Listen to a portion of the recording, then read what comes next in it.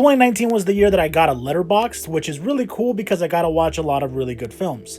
Unfortunately, I couldn't watch movies I really wanted to see like Jojo Rabbit, Little Women, The Lighthouse, Uncut Gems, and of course Parasite, which I really wanted to watch. But there were still plenty of movies that I did get to see, and a lot of them were my favorites. For example, I love Godzilla, I watched Titania, The Conjuring 2 was great, Suspiria was great, lots of great films. But I did have a top 10 of movies I really enjoyed. Little Monsters was a treasure for sure. Lupita Nyong'o was wonderful in this creative zombie comedy that was able to make me both laugh and fill my heart. I loved it.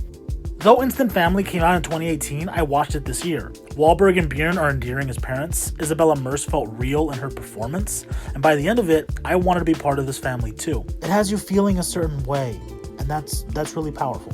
A new Star Wars trilogy is over, and the Rise of Skywalker, though not perfect, still is able to emote exactly the way that I wanted it to. For me, the adventure lies in the story of friendship and the family you create. So I thought it was a triumph. I love Finn, I love Poe, I love Rey, I love the family bond they create, and seeing them together on screen this last time was very emotional, and I loved it.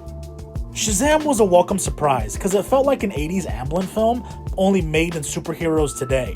What the magic really lies in this is the relationship built between Billy and Freddy, and I would never trade anything for it because it was fun. Ooh, what can I say about Avengers Endgame?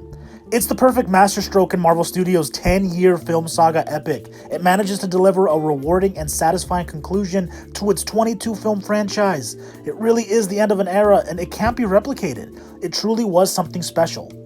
I caught Marriage Story on Netflix, and God, Scarlett Johansson and Adam Driver, they put on the performance of their careers. It's real, it's raw, it cuts deep, at times charming, but always honest.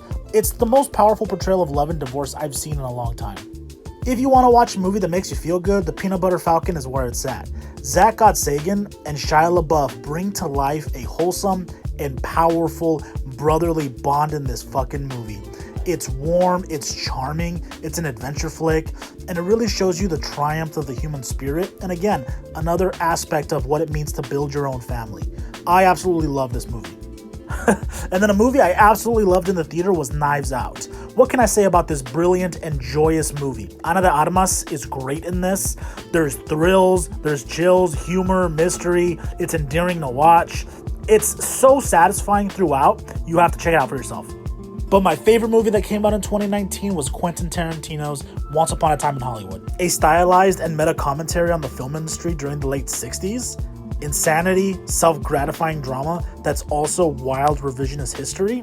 Fuck yeah, I want to see this. I understand that Tarantino films aren't for everyone. Some people find them pretentious. I thought it was a good time. I loved the heavy dialogue. I loved Margot Robbie's dancing. I loved that the plot went into batshit insanity towards the end. But the real magic and the rewatch factor was in Leonardo DiCaprio and Brad Pitt's bromance. I love these two characters together. I'd watch an entire series on it. Like, fuck, it was a good time. But also insanely bizarre.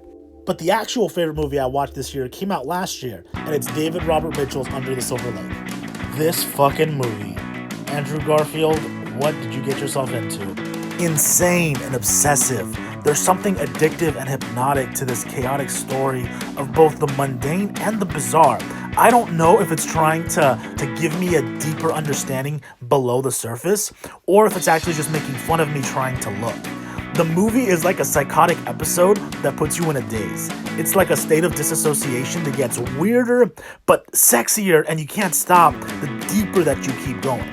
This movie is something special because I've rewatched it so many times, and every time I see it, I catch something different. But again, I don't know if it's a hopeless plight, but it is a wonderful movie that I did enjoy thoroughly.